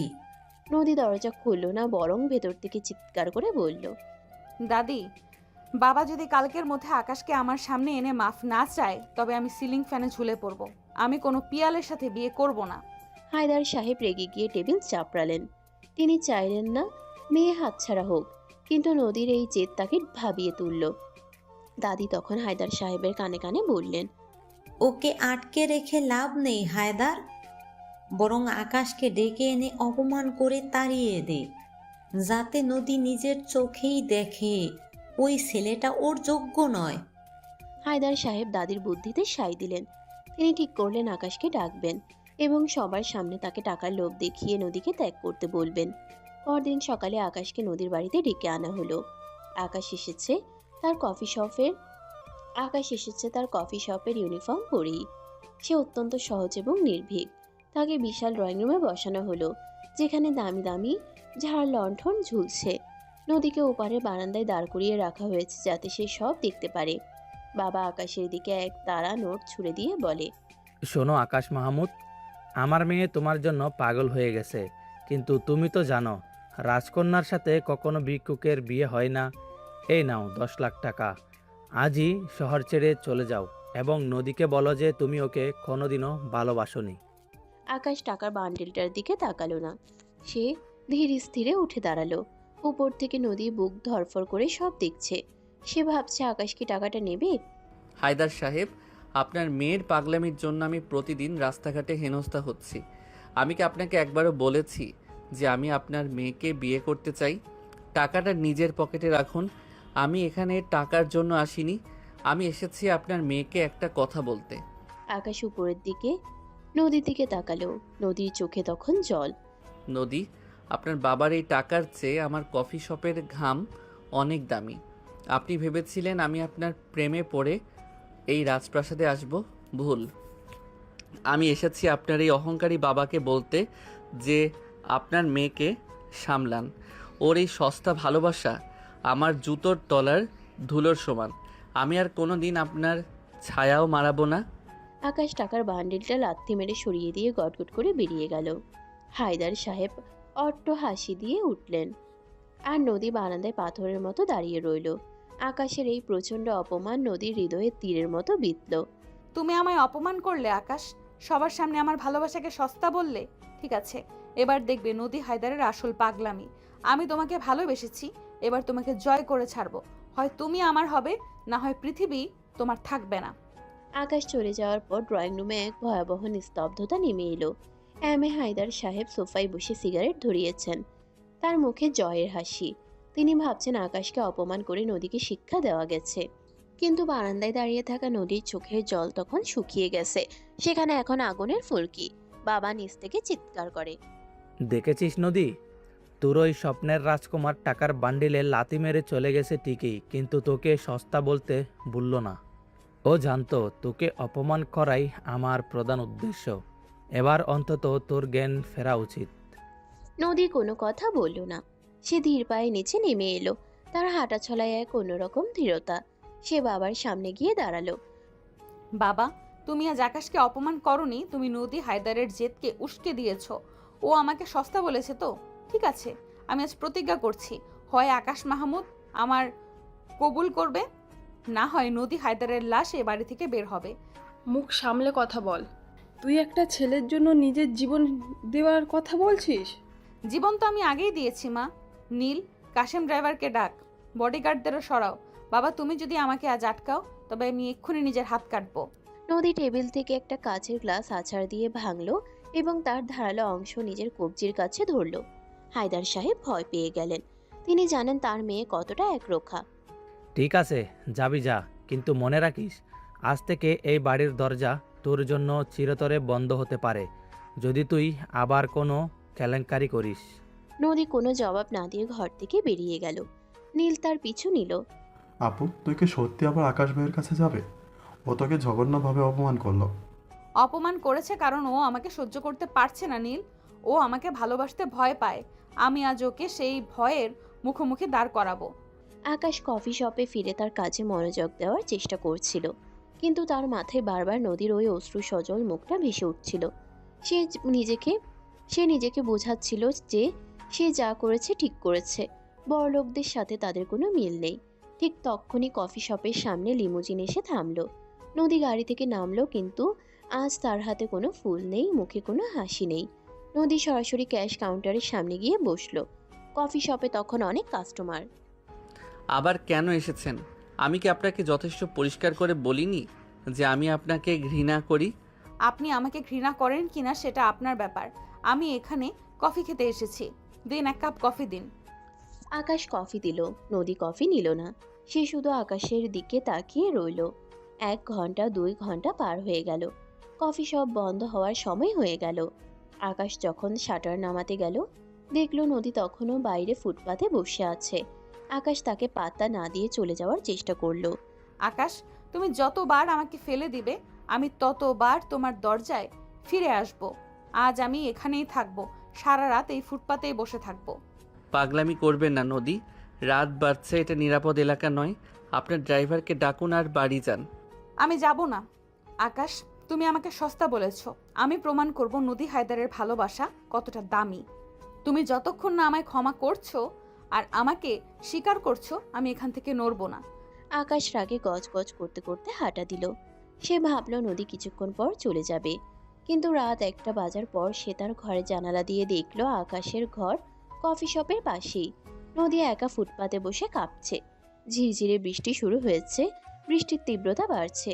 নদী শাড়ির আঁচল দিয়ে নিজেকে বাঁচানোর চেষ্টা করছে না, সে ভিজছে আর কাঁপছে। আকাশের খুব কষ্ট হচ্ছিল, কিন্তু তার আত্মসম্মান তাকে বাধা দিচ্ছিল। সে বালিশ দিয়ে কান ঢেকে ঘুমানোর চেষ্টা করলো, কিন্তু নদীর মুখটা বারবার তাকে ডিস্টার্ব করছিল। অবশেষে আকাশ আর থাকতে পারল না, সে একটা ছাতা আর তোয়ালে নিয়ে নিচে দৌড়ে গেল। নদী, আপনি কি মারা যেতে চান? এই বৃষ্টির মধ্যে কেন বসে আছেন? আপনার কি একটু বুদ্ধি নেই? নদী আকাশের দিকে তাকালো, তার ঠোঁট নীল হয়ে গেছে ঠান্ডায়। সে কাঁপতে কাঁপতে হাসলো। তুমি এসেছো আকাশ, আমি জানতাম তুমি আসবে। তোমার মনটা আসলে পাথরের নয়, ওটা বরফের, একটু উষ্ণতা পেলেই গলে যায়। আকাশ নদীকে ছাতার নিচে টেনে নিয়ে বলে, চুপ করুন, আপনি একটা আস্ত আপদ। চলুন আমার ঘরে চলুন, এই অবস্থায় আপনাকে রাস্তায় ফেলে রাখা যায় না। আকাশ নদীকে প্রায় চ্যাংদোলা করে তার ছোট ঘরে নিয়ে এলো। ঘরটা খুব সাধারণ, একটা চৌকি আর কিছু বই। আকাশ তাকে শুকনো তোয়ালে দিল এবং নিজের একটা পুরনো শার্ট দিল পরার জন্য। এই শার্টটা পরে নিন, নইলে নিউমোনিয়া হবে। আমি বাইরে দাঁড়িয়ে আছি। নদী আকাশের শার্টটা পরে আয়নায় নিজেকে দেখলো। আকাশের বড় শার্টে তাকে দেখতে খুব কিউট লাগছিল। সে অনুভব করলো আকাশের ঘরের এই দারিদ্র্যের মাঝেও এক অদ্ভুত শান্তি আছে যা তার প্রাসাদে নেই। আকাশ ঘরে ফিরে এলো এবং এক কাপ গরম চা বানিয়ে দিল। দুজনে নিরিবিলি বসে আছে, বাইরে বৃষ্টির শব্দ। আকাশ, তুমি আমাকে আজ চর মেরেছো, আমার বাবাকে অপমান করেছো, আমাকে সস্তা বলেছো, তবুও কেন আমি তোমার এই ছোট্ট ঘরে এসে এত শান্তি পাচ্ছি? কারণ এখানে কোনো মেকি ভাব নেই নদী। আপনি আমাকে ভালোবাসেন কিনা আমি জানি না, তবে আপনার এই জেদটা আমাকে অবাক করে। কিন্তু নদী, আমাদের জীবন আলাদা। আপনার বাবা আমাকে টাকার বান্ডিল দেখিয়েছেন। আমি কি আপনার বাবার চাকর হয়ে থাকবো সারা জীবন? তুমি কেন আমার বাবার চাকর হবে? তুমি আমার স্বামী হবে, আমরা আলাদা থাকবো। আমি তোমার কফি শপে ক্যাশ সামলাবো, রাজি? আকাশ নদীর দিকে তাকালো। নদীর চোখের আকুতি আর ওই ভেজা চুলের ঘ্রাণে আকাশের কঠিন প্রতিরক্ষা যেন ভেঙে পড়ল। সে নদীর খুব কাছে এলো। আকাশ নদীর খুব কাছাকাছি বসে আছে। সে নদীর ভেজা চুলগুলো আলতো করে সরিয়ে দিল।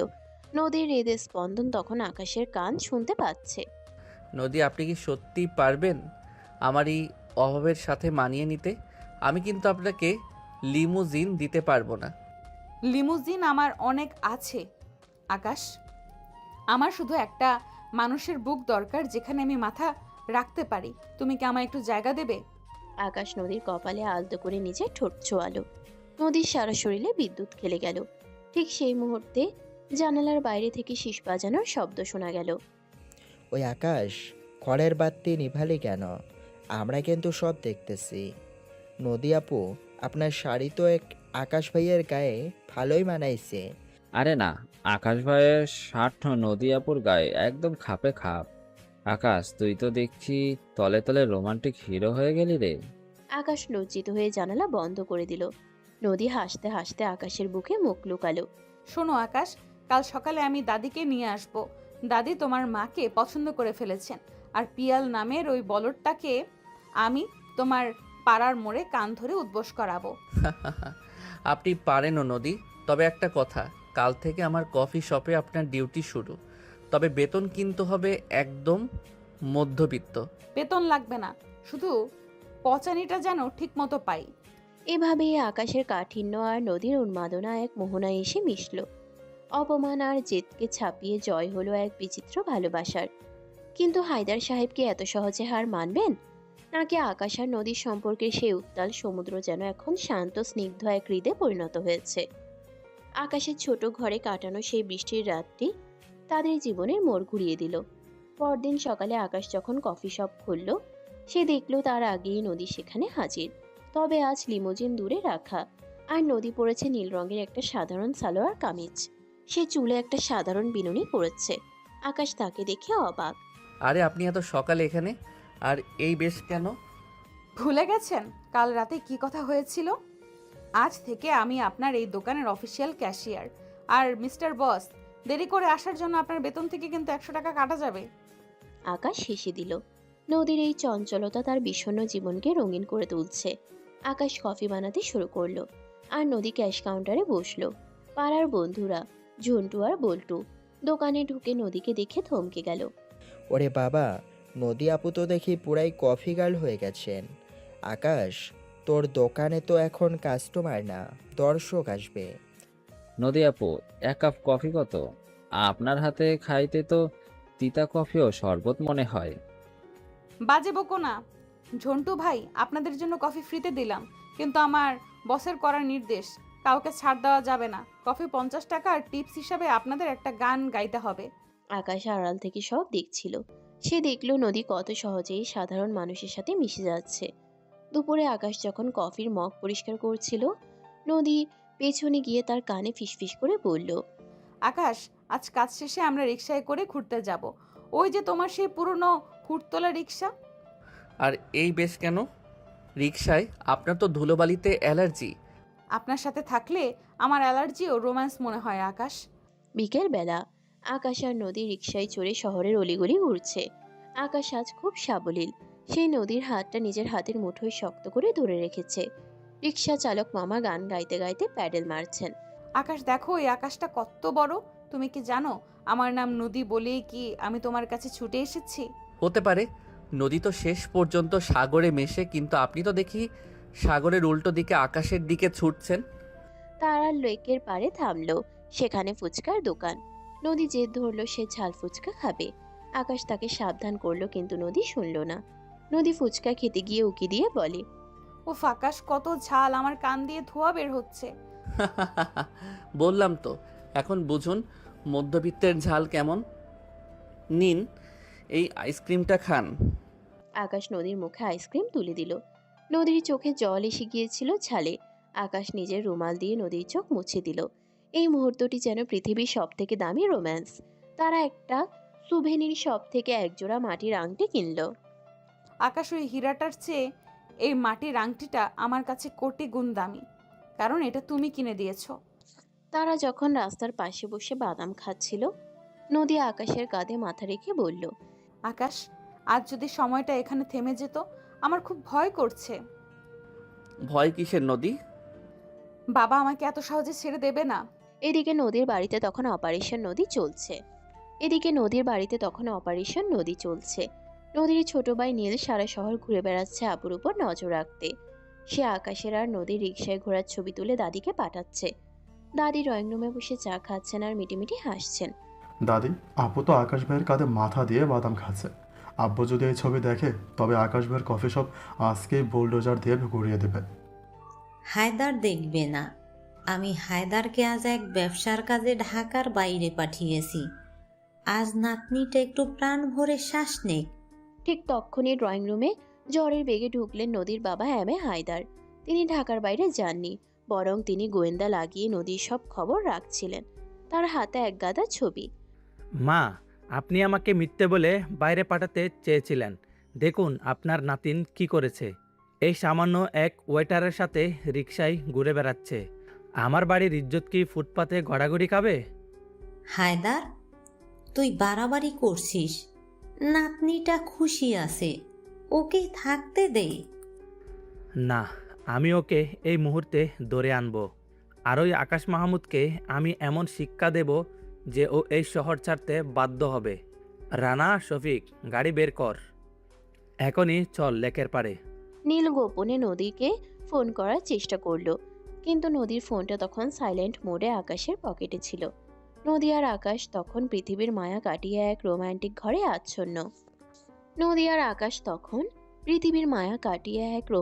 ঘরে আচ্ছন্ন। সন্ধ্যা গড়িয়ে রাত নামছে। লেকের পাড়ে হালকা বাতাস। আকাশ আর নদী একটা বেঞ্চে বসে ভবিষ্যৎ নিয়ে কথা বলছিল। আকাশ ভাবছিল সে নদীর বাবার সাথে আবার কথা বলবে, নিজের যোগ্যতার প্রমাণ দেবে। ঠিক তখনই 3-4টা কালো পাজেরো গাড়ি লেকের পাড়ে এসে ব্রেক কষল। গাড়ি থেকে নামলেন হায়দার সাহেব আর তার সশস্ত্র বডিগার্ডরা। আকাশের পাড়ার লোকজনও সেখানে ছিল। তারা ভয়ে পিছিয়ে গেল। হায়দার সাহেব, আপনি এখানে? বাবা আকাশের কলার চেপে ধরে। হারামজাদা, তোকে না বলেছি আমার মেয়ের ছায়া মোড়াবি না? তোর এই রোমিও জুলিয়েট নাটক দেখব। রানা, নদীকে গাড়িতে তোলো। নদী বাবার পায়ে ধরে। বাবা নদীকে একটা ধাক্কা দিয়ে সরিয়ে দেয়। বাবা প্লিজ, ওকে মেরো না। আমি নিজের ইচ্ছায় এসেছি। আমি আকাশকে ছাড়া বাঁচবো না বাবা। চুপ কর কুলটা। তোর জন্য আজ আমার মাথার নিচু হয়ে গেছে। ওকে নিয়ে যাও। বডিগার্ডরা নদীকে টেনে হিঁচড়ে গাড়ির দিকে নিয়ে যেতে লাগলো। আকাশ বাধা দিতে গেলে বডিগার্ডরা তাকে ঘিরে ধরলো এবং পিস্তলের বাট দিয়ে আকাশের মাথায় আঘাত করলো। আকাশ রক্তাক্ত অবস্থায় মাটিতে পড়ে গেল। আকাশ, না বাবা, ওকে মেরো না। আমি যাব, আমি তোমার সাথে বাড়ি যাব, শুধু ওকে ছেড়ে দাও। নদীকে জোর করে গাড়িতে তোলা হলো। গাড়ি স্টার্ট দিয়ে ধুলো উড়িয়ে চলে গেল। আকাশের বন্ধুরা দৌড়ে এসে আকাশকে ধরলো। আকাশের মাথা ফেটে রক্ত পড়ছে, কিন্তু তার চোখ তখনও রাস্তার দিকে, যেদিকে নদীকে নিয়ে যাওয়া হয়েছে। হায়দার ভিলা। নদীকে বাড়িতে এনে তার ঘরে শিকল দিয়ে তালা মারার মতো অবস্থা করা হলো। সব জানালা গ্রিল দিয়ে সিল করে দেওয়া হলো। এই ঘরেই পুচে মরবি তুই, আর কাল সকালেই পিয়ালের সাথে তোর এঙ্গেজমেন্ট হবে। যদি কোনো শব্দ করিস তবে ওই আকাশের লাশ ড্রেনে পাওয়া যাবে। নদী মেঝেতে বসে ঢুকরে কেঁদে উঠল। তার হাতে তখনও আকাশের কিনে দেওয়া সেই মাটির আংটিটা। সে আংটিটা বুকের সাথে চেপে ধরে ফিসফিস করে বলল, আকাশ তুমি এসো, তুমি না আসলে আমি সত্যিই মরে যাব। আকাশের মাথায় ব্যান্ডেজ, শরীরে অসহ্য যন্ত্রণা, কিন্তু মনের ভিতর নদীর কান্নার প্রতিধ্বনি তাকে স্থির থাকতে দিচ্ছিল না। মাঝরাতে যখন পুরো শহর ঘুমে আচ্ছন্ন, আকাশ তখন নদীর প্রাসাদের বিশাল প্রাচীরের সামনে এসে দাঁড়ালো। আকাশে তখন মেঘের ঘনঘটা, ঝিরঝিরে বৃষ্টি শুরু হয়েছে। হায়দার ভিলার প্রধান ফটকে দারোয়ান গফুর মিয়া বসে ছিমুচ্ছিল। তার সামনে এক বাটি মুড়ি আর পাশে একটা রেডিও বাজছিল। আকাশ দেয়াল টপকে ভেতরে ঢোকার পরিকল্পনা করলো। সে দেখলো গফুর মিয়া খৈনি মুখে দিয়ে ঘুমে ঢুলছে। তার নাক ডাকার শব্দে বৃষ্টির শব্দও হার মানছে। আকাশ বিড়ালের মতো নিঃশব্দে বাগানের ঝোপঝাপ পার হয়ে মূল বারান্দায় এলো। ঠিক তখনই দোতলার বারান্দায় ধোঁয়া দেখা গেল। নদীর বাবা হায়দার সাহেব পাইপ হাতে দাঁড়িয়ে বৃষ্টির দিকে তাকিয়েছিলেন। আকাশের বুক ধরফর করে উঠল। হায়দার সাহেব কি তাকে দেখে ফেলেছেন? আকাশ থমকে দাঁড়িয়ে গেল। কিন্তু আশ্চর্যের বিষয় হলো, হায়দার সাহেব আকাশের দিকে একবার তাকালেন। এক মুহূর্ত চোখাচুকিও হলো, কিন্তু তিনি যেন দেখেও না দেখার ভান করে আকাশের দিক থেকে মুখ ফিরিয়ে ভিতরে চলে গেলেন। হয়তো বাবার হৃদয়ের কোনো এক কোনায় মেয়ের জন্য মায়া জেগেছে, অথবা তিনি দেখতে চান এই মধ্যবিত্ত ছেলেটা তার মেয়ের জন্য কত দূর যেতে পারে। আকাশ পাইপ বেয়ে দোতলার সেই ঘরে পৌঁছালো যেখানে নদীকে বন্দি করে রাখা হয়েছে। জানালার গ্রিলগুলো ভেতর থেকে লক করা ছিল না, হয়তো নীল সেটা আগেই আলগা করে রেখেছিল। আকাশ জানালার পাল্লা সরাতেই দেখলো নদী মেঝেতে বসে কাঁপছে। নদী, আমি এসেছি। নদী চমকে উঠে তাকালো। তার এলোমেলো চুল, চোখের নিচে কালচে দাগ। আকাশকে দেখে সে এক লাফে উঠে এসে জানালার গ্রিল ধরে টুকরে কেঁদে উঠল। আকাশ জানালার ফাঁক দিয়ে হাত বাড়িয়ে নদীর মুখটা নিজের হাতের মুঠোয় নিল। তুমি এসেছো আকাশ, আমি জানতাম তুমি আমাকে এই নরকে একা ফেলে যাবে না। তোমার মাথায় রক্ত, ও গড, ওরা তোমাকে অনেক মেরেছে না? এই আঘাত কিছুই না নদী, তোমার এই চোখের জল আমার বুকের ভেতর যে ক্ষত করছে তার চেয়ে বড় আঘাত আর নেই। আকাশ ঘরের ভেতর ঢুকলো। বাইরে তখন বৃষ্টির বেগ বেড়েছে। জানালার কাচের উপর বৃষ্টির ফোঁটাগুলো যেন এক আদিম সুর তুলছে। ঘরে আবছা নীল আলো জ্বলছিল। নদী কোনো কথা না বলে আকাশকে জড়িয়ে ধরল। এই আলিঙ্গন যেন শত বছরের তৃষ্ণা মেটানোর। নদীর গায়ে সেই পরিচিত বুনো ঘ্রাণ আকাশকে নেশাতুর করে তুলল। নদী আকাশের বুকে মুখ লুকিয়ে বলল, আকাশ, আমাকে এখান থেকে নিয়ে চলো। আমি আর এক মুহূর্ত এখানে থাকতে পারছি না। ওরা কাল আমাদের সাথে এঙ্গেজমেন্ট করিয়ে দেবে। আমি থাকতে তোমাকে কেউ স্পর্শ করতে পারবে না নদী। আমি এসেছি তোমাকে নিয়ে যেতে। নদী আকাশের ব্যান্ডেজ করা মাথায় আলতো করে হাত রাখলো। আকাশের চোখ বন্ধ হয়ে আসছিল পরম শান্তিতে। নদী তার ভেজা ঠোঁট দিয়ে আকাশের ক্ষত স্থানে আলতো করে ছোঁয়া দিল। আকাশের শরীরের ভেতর দিয়ে যেন 440 ভোল্টের কারেন্ট বয়ে গেল। সে নদীর কোমর জড়িয়ে ধরে তাকে নিজের আরো কাছে টেনে নিল। বাইরে বৃষ্টির শব্দ আর ভেতরে দুই তৃষ্ণার্ত হৃদয়ের হাহাকার। আকাশ নদীর ঘাড়ের কাছে নিজের মুখ রাখলো। নদীর নিঃশ্বাস তখন দ্রুততর হচ্ছে। সে আকাশের শার্টের বোতামগুলো কাঁপা কাঁপা হাতে খুলতে শুরু করলো। আকাশের শক্ত পেশিবহুল শরীরের স্পর্শে নদী নিজেকে হারিয়ে ফেলল। তারা দুজনে বিছানায় এলো। নদীর রেশমি শাড়িটা তখন তার শরীর থেকে অবাধ্য হয়ে খসে পড়ল। আকাশের বলিষ্ঠ বাহু নিচে নদী নিজেকে সঁপে নিল। প্রতিটি ছোঁয়ায় ছিল ব্যাকুলতা, প্রতিটি নিঃশ্বাসে ছিল অধিকার। বৃষ্টির ঝাপটা জানালার কাছে আছড়ে পড়ছিল, আর ঘরের ভেতর ভালোবাসার উত্তাপে দুজন একাকার হয়ে যাচ্ছিল। আকাশের পেশি আর নদীর লাবণ্যময় শরীর যখন এক হলো তখন মনে হলো পৃথিবীর সব বাধা, সব শ্রেণী বিভেদ ধুলোয় মিশে গেছে। এটি শুধু দৈহিক মিলন ছিল না, এটি ছিল দুটি আত্মার চূড়ান্ত একীভূত হওয়া। ভোর হওয়ার ঠিক আগে যখন বৃষ্টির শব্দ একটু কমেছে, হঠাৎ বারান্দায় পায়ের আওয়াজ শোনা গেল। নদীর মা শাহানা বেগম হয়তো দুশ্চিন্তায় মেয়ের ঘরের দিকে আসছিলেন। মা দরজার বাইরে থেকে বললেন, নদী, মা ঘুমাচ্ছিস? আমি একটু দুধ এনেছি, খেয়ে নে। নদী আর আকাশ চমকে উঠে দ্রুত নিজেদের পোশাক ঠিক করে নিল। নদী কোনো উত্তর দিল না। শাহানা বেগম দরজা খোলার চেষ্টা করলেন, কিন্তু ভেতর থেকে লক করা ছিল। নদী, দরজা খুলছিস না কেন? হায়দার, ও হায়দার, এদিকে এসো। নদীর ঘর থেকে কার যেন কথা বলার শব্দ পাওয়া যাচ্ছে। চ। মুহূর্তের মধ্যে পুরো বাড়িতে হইচই শুরু হয়ে গেল। বডিগার্ডদের দৌড়ঝাঁপ শোনা গেল। আকাশ নদীর হাত শক্ত করে ধরল। নদী এখন বা কখনো না, পালাবার সময় হয়েছে। নদী তার আলমারি থেকে প্রয়োজনীয় কিছু জিনিস ব্যাগে ভরে নিল। আকাশ জানালার গ্রিল দিয়ে দড়ি ঝোলালো। কিন্তু মজার কাণ্ড হলো, নিচে গিয়ে দেখা গেল দারোয়ান গফুর মিয়া তখনও ঘুমে কাদা। তার রেডিওতে তখন বাজছে গান, পালাবে কোথায়। নীল পেছন থেকে ফিসফিসিয়ে বলল, আপু তাড়াতাড়ি পালা, আপু তাড়াতাড়ি পালা, আব্বু পুলিশ খবর দিচ্ছে। এই নে গাড়ি চাবি, বাগানের গেটে কাসেম ড্রাইভারের তোদের জন্য অপেক্ষা করছে। আকাশ আর নদী হাত ধরাধরি করে বাগানে ঝোপ দিয়ে দৌড়াতে শুরু করলো। পথে বডিগার্ড শফিকের সাথে দেখা। আকাশ এক ঘুষিতে শফিককে কাদার মধ্যে ফেলে দিল। শফিক চিৎকার করতে গিয়ে মুখে কাদা ঢুকে গেল। কাশেম ড্রাইভার তার পুরনো আমলের জিপ গাড়িটা নিয়ে গেটের বাইরে দাঁড়িয়েছিল। আকাশ আর নদী লাফিয়ে গাড়িতে উঠল। কাশেম চাচা, জলদি চালান, আমাদের যেন কেউ ধরতে না পারে। ম্যাম, চিন্তা করেন না, আজ কাশেম ভাই ড্রাইভারের কেরামতি দেখবেন। পিছন থেকে হায়দার সাহেবের কালো পাজেরগুলো তাড়া করতে শুরু হলো এক দুর্ধর্ষ ধাওয়া। বৃষ্টির পিচ্ছিল রাস্তায় গাড়িগুলো ড্রিফট করছিল। আকাশ নদীর হাত ধরে বলল, ভয় নেই নদী, আমরা আমাদের ঠিকানায় পৌঁছে যাব। কাশেম ড্রাইভার হুট করে এক গলির ভিতরে ঢুকে পড়লো, যেখানে একটা গরুর গাড়ি যাচ্ছিল। পাজেরোগুলো গরুর গাড়ির পেছনে আটকে গেল। গরুর মালিক তার গরুকে সামলাতে গিয়ে রাস্তা ব্লক করে দিল। হায়দার সাহেবের বডিগার্ডরা গাড়ি থেকে নেমে গরু সরাতে গিয়ে নিজেরাই কাদার ভিতরে গড়াগড়ি খেল। নদী হাসতে হাসতে আকাশের কাঁধে মাথা রাখলো। তারা শহরের সীমানা পেরিয়ে এক অজানা গন্তব্যের দিকে ছুটল। ভোরের আলো ফুটতে শুরু করেছে।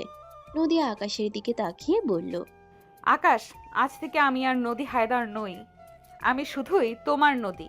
আকাশ নদীর কপালে চুমু খেয়ে বলল, আর আমি তোমার সেই আকাশ যেখানে নদী সারা জীবন খেলা করবে। রাজপ্রাসাদ পেছনে পড়ে রইল অহংকার আর শৃঙ্খলা। শুরু হলো এক নতুন জীবনের গল্প, যেখানে মেঘের ওপারে সবসময় সূর্য হাসে। কাশেম ড্রাইভারের জিপ গাড়িটা সোজা গিয়ে থামলো এক পুরনো কাজী অফিসের সামনে। আকাশ আর নদীর অবস্থা তখন শোচনীয়। বৃষ্টিতে ভেজা কাপড়, আকাশের মাথায় ব্যান্ডেজ আর নদীর শাড়ি কাদায় মাখা। কাজী সাহেব তখন তসবি হাতে ঝিমুচ্ছিলেন। আকাশ তাকে ধাক্কা দিয়ে জাগিয়ে তুলল। কাজী সাহেব, জলদি আমাদের বিয়ে পড়ান, পেছনে জমদূত আসছে। আরে বাবা, এত তাড়াহুড়ার কিসের?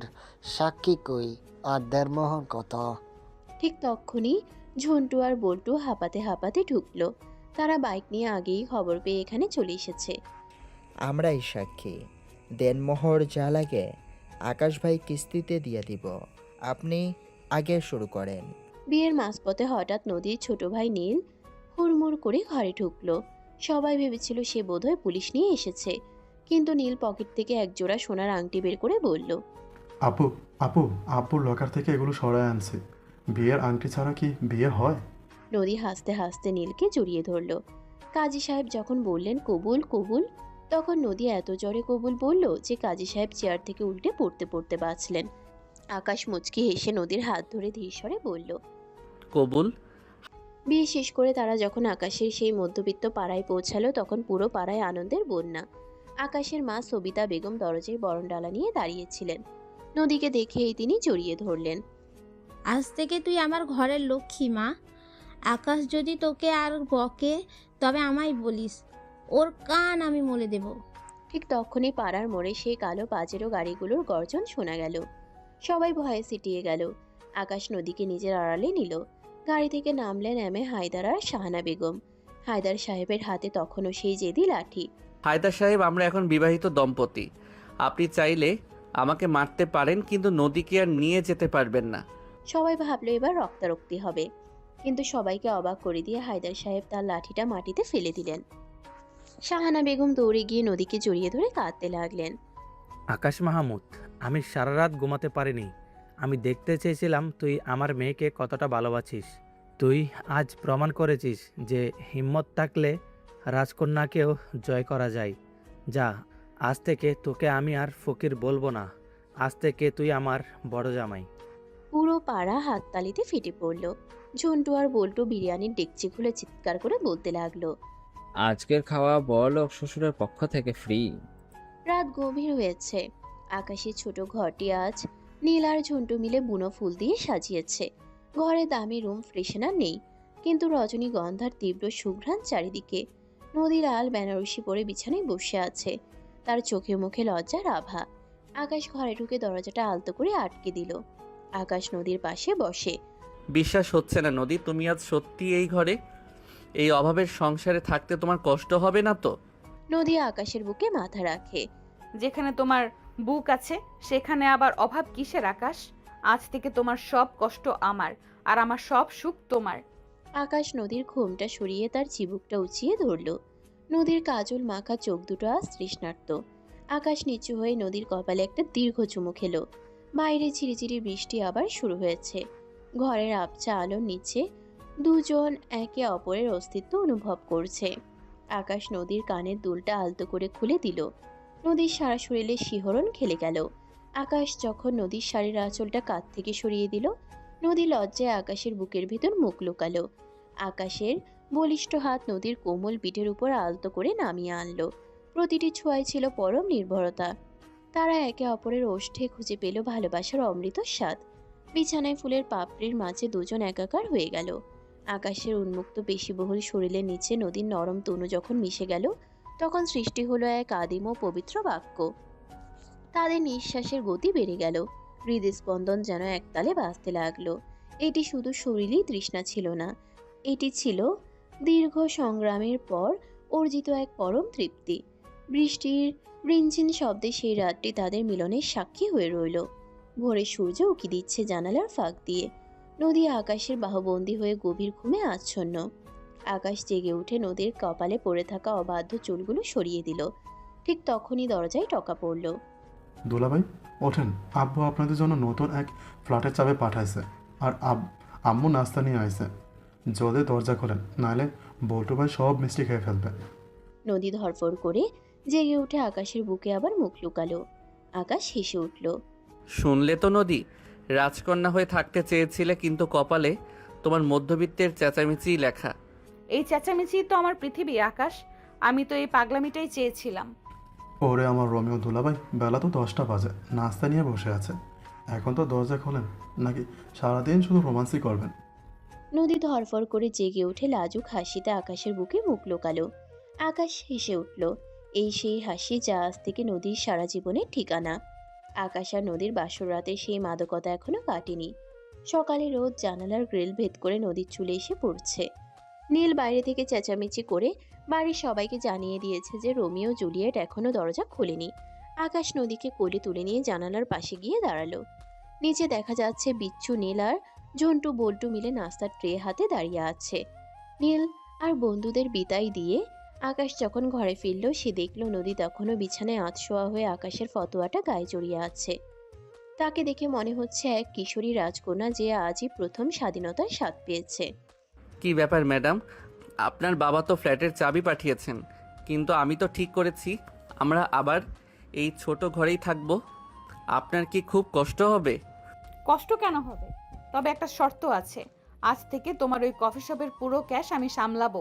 আর হ্যাঁ, বিকেলের নাস্তায় কিন্তু তোমাকে নিয়ে সাথে ঝালমুড়ি বানিয়ে খাওয়াতে হবে। ঝালমুড়ি? আপনি তো ঝালে কান দিয়ে ধোয়া বের করেন। আচ্ছা ঠিক আছে, তবে এখন চলো, মা আমাদের জন্য নাস্তা নিয়ে বসে আছেন। আমার মা কিন্তু তোমার শাশুড়ি, একটু সমীহ করে চলো কিন্তু। নদী চট করে শাড়ি পরে তৈরি হয়ে নিল। রান্নাঘরে গিয়ে সে দেখল সবিতা বেগম পরোটা ভাজছেন। নদী পেছন থেকে গিয়ে শাশুড়িকে জড়িয়ে ধরল। মা, আজ থেকে আমি আপনার রান্নাঘরের অ্যাসিস্ট্যান্ট। আকাশ বলেছে আমি নাকি ডাল রাখতে গিয়ে সাবান ফেনা করি। আজ আমি আপনাকে দেখিয়ে দেব আমি কত ভালো রান্না করি। আহা মা, তুই কেন কান্না করবি? তুই তো আমার ঘরের লক্ষ্মী। আকাশ, তুই কেন আমার মেয়েটাকে খেপাস? আকাশ একপাশে দাঁড়িয়ে চা খেতে খেতে মুচকি হাসছিল। সে ভাবছিল যে মেয়ে একদিন লিমুজিন ছাড়া চলতো না, সে আজ তার মায়ের হাতে সাধারণ পরোটা খাওয়ার জন্য কত ব্যাকুল। দুপুরে নদী আর আকাশ কফি শপে এলো। আজ কফি শপটা সাজানো হয়েছে নীল আর সাদা বেলুন দিয়ে। দোকানের বাইরে সাইনবোর্ডে লাগানো হয়েছে আজকের স্পেশাল নদী আকাশ স্পেশাল কফি। নদী ক্যাশ কাউন্টারে বসে একদম বস স্টাইলে অর্ডার নিচ্ছে। এমন সময় সেই পিয়াল, যাকে নদীর বাবা পছন্দ করেছিলেন, দামি গাড়ি নিয়ে কফি শপের সামনে এসে ব্রেক কষল। পিয়াল ভেতরে ঢুকে নদীকে ক্যাশে দেখে থমকে গেল। নদী, এ কি দশা তোমার? এই সিসকে দোকানের ক্যাশিয়ার হয়েছো তুমি? আঙ্কেল তোমার শোকে প্রায় পাগল হয়ে যাচ্ছেন। চলো আমার সাথে, এখনো সময় আছে। নদী পিয়ালের দিকে তাকিয়ে একগাল হাসলো, তারপর এক মগ কড়া কফি পিয়ালে টেবিলের সামনে ধপাস করে রাখলো। শোনো মিস্টার পিয়াল, এই ছিচকে দোকানটা আমার স্বামীর স্বপ্ন। আর তোমার ওই রাজপ্রাসাদে সোনার খাঁচা থাকতে পারে, কিন্তু এই দোকানে ভালোবাসার ঘ্রাণ আছে। কফিটা খাও, 500 টাকা বিল। আর হ্যাঁ, টিপস হিসাবে আমার স্বামীর কাছে 1 কাপ কফি খাওয়ার শিক্ষা নিয়ে যেও। আকাশ পেছন থেকে এসে পিয়ালের কাঁধে হাত রাখলো। আকাশের সেই তেজি দৃষ্টি দেখে পিয়াল আর এক মুহূর্তও দাঁড়ালো না। কফি না খেয়েই বিল দিয়ে ভূ দৌড় দিল। ম্যাডাম, আপনি তো দেখি বেশ কড়া ক্যাশিয়ার। জামাইয়ের শত্রুদের তো এক নিমিষেই তাড়ালেন। শত্রু তারা তো শুধুমাত্র শুরু। আকাশ, রাতটা হতে দাও, তারপর তোমার খবর আছে। বিকেল হতেই মেঘ জমতে শুরু করলো। আকাশে মেঘের ঘন ঘটা দেখে নদী দোকান বন্ধ করার বায়না ধরলো। তারা দুজনে আকাশের বাসার ছাদে গিয়ে উঠল। ছাদটা ছোট হলেও সেখান থেকে পুরো শহর দেখা যায়। ঝিরঝিরে বৃষ্টি শুরু হতেই নদী তার শাড়ির আঁচলটা কোমরে গুজে বৃষ্টির মাঝখানে নাচতে শুরু করলো। আকাশ এসো না, ভিজলে কত ভালো লাগে দেখো। আমি ভিজবো না, আমার জ্বর হবে। তুমি পাগলামি বন্ধ করো নদী। নদী হুট করে আকাশের হাত ধরে হ্যাচকা টানে বৃষ্টির নিচে নিয়ে এলো। আকাশ টাল সামলাতে না পেরে নদীর গায়ের উপর পড়ল। দুজন এখন বৃষ্টির নিচে একদম ভেজা। নদীর ভেজা শাড়ি তার শরীরের সাথে লেপ্টে আছে, যা দেখে আকাশের নিঃশ্বাস ভারী হয়ে উঠল। তুমি আসলে একটা আপদ নদী, আমাকে শান্তি দেবে না কোনোদিন। শান্তি তো কবরে আকাশ, এখন তো শুধু অশান্তির রোম্যান্স হবে। নদী আকাশের শার্টের কলার ধরে তাকে নিজের দিকে টানলো। বৃষ্টির জলের মাঝে তাদের প্রথম বিবাহিত চুম্বনটা ছিল তীব্র ও দীর্ঘ। আকাশের হাতের শক্ত বাঁধন নদীর কোমরে আবার সেই প্রথম দিনের মতো কম্পন ধরিয়ে দিল। রাত গভীর হয়েছে।